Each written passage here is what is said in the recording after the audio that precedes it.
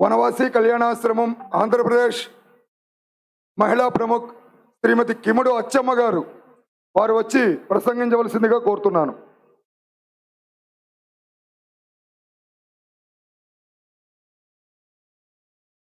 జై శ్రీరామ్, భారత్ మాతా కీ.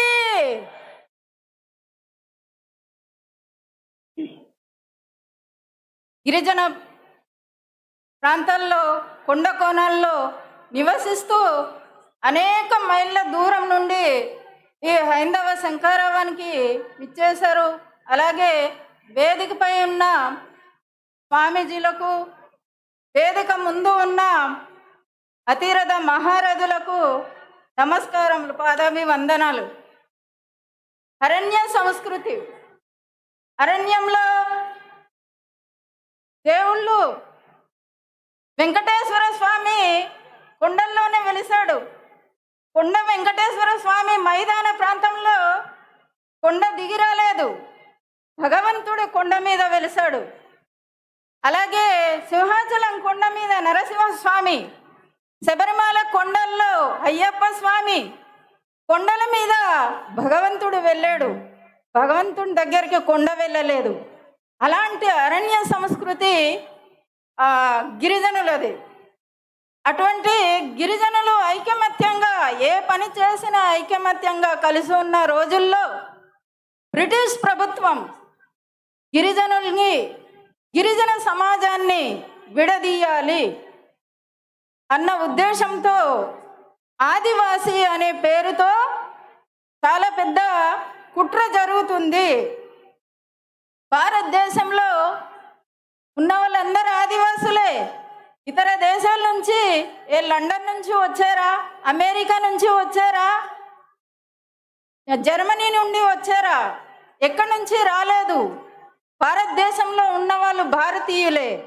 నగరాల్లో ఉన్న, కొండ కోణాల్లో ఉన్న, మైదాన ప్రాంతంలో ఉన్న, సముద్ర తీరంలో ఉన్న వాళ్ళందరూ భారతవాసులే. వనవాసులు హిందూ సంస్కృతికి నిలయాలు. శ్రీరామచంద్రుడు ఆ రోజు వనవాసం చేసినప్పుడు వనవాసులు శ్రీరామచంద్రునికి సహకరించారు. సీతమ్మ తల్లిని రావణాసురుడు అపహరించినప్పుడు వానర సైన్యం అంతా కూర్చొని మాట్లాడుతున్న సమయంలో హనుమంతుడు అక్కడే ఉన్నాడు. హనుమంతునికి జాంబవంతుడు అతని యొక్క శక్తిని గుర్తు చేశాడు. ఆనాడు చిన్నప్పుడు సూర్య భగవానుని పండు అనేసి నువ్వు తినడానికి ఎగిరి వెళ్ళావే, సీతమ్మ తల్లి ఎక్కడుందో సీతమ్మ తల్లి జాడ వెతకడానికి నువ్వు ప్రయాణం చెయ్యి అనేసి అతని యొక్క శక్తిని గుర్తు చేసినప్పుడు వెంటనే హనుమంతుడు వాయు వేగంతో బయలుదేరాడు, లంకకు బయలుదేరాడు. లంకంతా వెతికాడు, సీతమ్మ తల్లి జాడను చూసుకున్నాడు. చూసుకొని సీతమ్మ తల్లిని కలిసి శ్రీరామచంద్రుడు ఇచ్చినటువంటి ఉంగరాన్ని సీతమ్మ తల్లికి అందించాడు. రావణాసురుడికి రావణాసురుని యొక్క భటులు కొత్త వ్యక్తి మన లంకకు వచ్చాడు అని చెప్పారు. ఇక్కడ రమ్మని చెప్పారు. రావణాసురుడు అక్కడికి వెళ్ళారు. వెళ్ళిన తర్వాత రావణాసురుడు సింహాసనంలో కూర్చున్నాడు. సింహాసనం ఎత్తుగా ఉంది. హనుమంతుడు కూడా అతని తోకను పెద్దగా చేసి రావణాసురుని కంటే ఎత్తుగా కూర్చున్నాడు. అటువంటిది సీతమ్మ తల్లి రావణాసురునికి సంహరించి మళ్ళీ అయోధ్యకు తీసుకొచ్చేదాకా వనవాసులు శ్రీరామచంద్రునికి సహకరించారు. పార్వతి గిరిజామాత, గిరిజాదేవిగా పేరు. పరశురాముని యొక్క నివాసం మహేంద్రగిరి పర్వతాలు. స్వతంత్ర సమరంలో ఛత్రపతి శివాజీ, మహారాణా ప్రతాప్, అలాగే అల్లూరి సీతారామరాజు, మన్యం వీరుడైనటువంటి అల్లూరి సీతారామరాజు, అలాగే గిరిజన మహిళలు భగవాన్ బిర్సా ముండా, గిరిజన మహిళలు రాణి గైడిల్న్యూ, రాణి దుర్గావతి, వీళ్ళందరికీ వనవాసులు స్వతంత్ర పోరాటంలో కూడా సహకరించారు.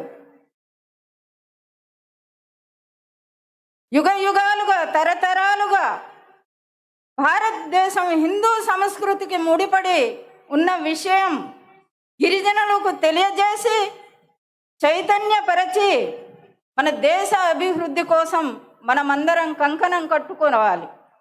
ఈ హైందవ శంకరామ మహాసభకు మనం శపథం చేయాలి. ఈ దేశం కోసం, ఈ ధర్మం కోసం నేను నిరంతరం పోరాడతాను. మన అందరికీ వ్యక్తిగత జీవితాలు ఉంటాయి, కానీ సమాజం కోసం, ఈ దేశం కోసం నెలలో నేను 3 రోజులు సమయం ఇచ్చి పనిచేస్తానని ఈ హైందవ శంకరామ సభలో మనం శపథం చేయాలి. ఒక సామాన్యమైన గిరిజన మహిళ ఈరోజు రాష్ట్రపతిగా అత్యున్నత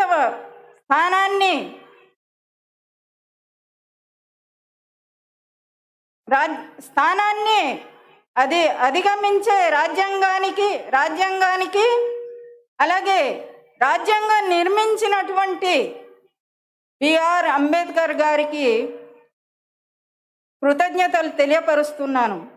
మనమంతా ఎవరము? మనమంతా వనవీరులము, రణధీరులము, యుగ యుగాల భారతీయ సంస్కృతి పరిరక్షకులం. మనం యుగ యుగాల భారతీయ సంస్కృతిని మనమందరం పరిరక్షించుకోవాలి. ఈరోజు అన్యమత మతస్థులు ప్రచారానికి వెళ్ళినప్పుడు గిరిజన గ్రామాల్లో కూడా ఈరోజు నిలదీయడానికి శక్తినిచ్చాడు భగవంతుడు. నిలదీస్తున్నారు, వెనక్కి వాళ్ళని పంపిస్తున్నారు. ఇది మనం అటువంటి వనవాసులము, రణధీరులం. మనం ఆ పాట పాడి ముగిస్తాను. వనవీరులం మనం రణధీరులం, యుగ యుగాల భారతీయ సంస్కృతి పరిరక్షకులం. వనవీరులం మనం రణధీరులం. రామాయణ సృష్టికర్త వాల్మీకి మనవాడే, జలధిని లంఘించినట్టి భజరంగుడు మనవాడే, దశకంఠుని దునుమాడిన శ్రీరాముడు వనచరుడే, ఆ రఘురాముని దరిజేర్చిన గుహుని సేవ ధన్యములే. వనవీరులం మనం రణధీరులం, యుగ యుగాల భారతీయ సంస్కృతి పరిరక్షకులం. వనవీరులం మనం రణధీరులం. జై శ్రీరామ్. భారత్ మాతా కీ. సనాతన హిందూ ధర్మ కీ. ధన్యవాదాలు అక్కయ్య.